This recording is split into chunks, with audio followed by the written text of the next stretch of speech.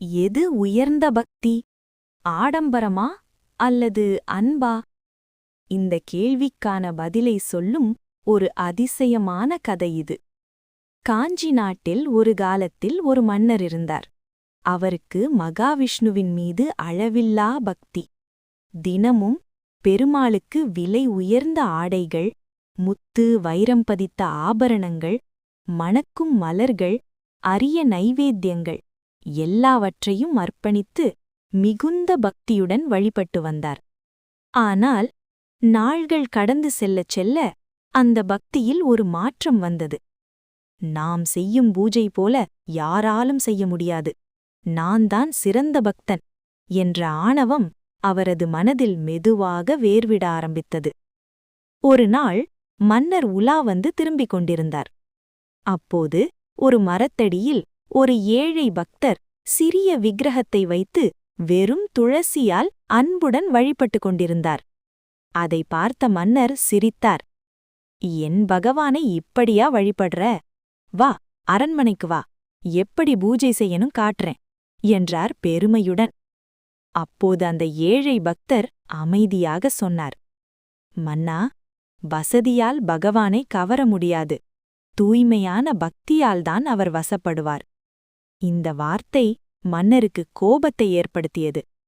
நான் பார்க்கிறேனா அல்லது நீ பார்க்கிறாயா என்று சவால் விட்டார். அதன்பின் மன்னர் முத்கல ரிஷியின் உதவியுடன் ஒரு பிரம்மாண்டமான யாகம் நடத்தினார். அந்த யாகம் நாடு முழுவதும் பேசப்பட்டது. அனைவரும் மன்னரின் பக்தியை பாராட்டினர். ஆனால் அதே நேரத்தில் அந்த ஏழை பக்தர் ஒரு முடிவெடுத்தார். பகவானை தரிசிக்காமல் நான் திரும்ப மாட்டேன் என்று. காஞ்சிக்கு வெளியே விரதமிருந்து அவர் வழிபாடு செய்யத் தொடங்கினார்.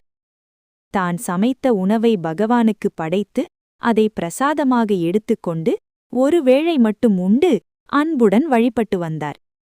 ஒரு நாள் வழக்கம்போல் பகவானுக்கு நைவேத்தியம் வைத்து கண்களை மூடி பிரார்த்தனை செய்தார். பிறகு பிரசாதத்தை எடுக்க குனிந்தார். ஆனால் அது காணவில்லை. அவருக்கு அதிர்ச்சி. மறுநாளும் அதே விஷயம். இவ்வாறு 6 நாட்கள் தொடர்ந்தது. 7வது நாள், இது என்ன அதிசயம் என்று யோசித்தார். அன்று நைவேத்தியம் வைத்து மறைந்து நின்று கவனித்தார்.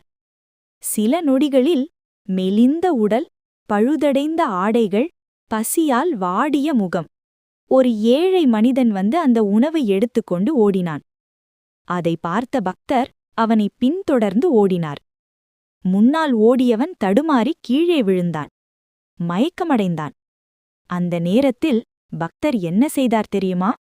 அவனை திட்டவில்லை, அவனை தண்டிக்கவில்லை.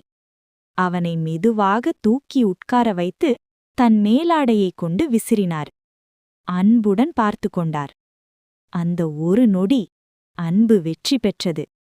அடுத்த நொடியில் அந்த ஏழை மனிதன் மறைந்து போனான். அங்கே திருமால் நேரில் தரிசனம் தந்தார்.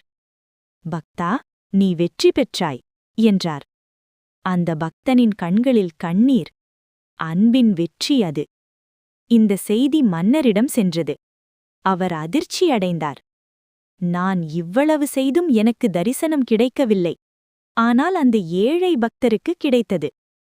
அப்போதுதான் அவர் உணர்ந்தார், பக்தி என்பது ஆடம்பரமல்ல, அது மனசின் தூய்மை.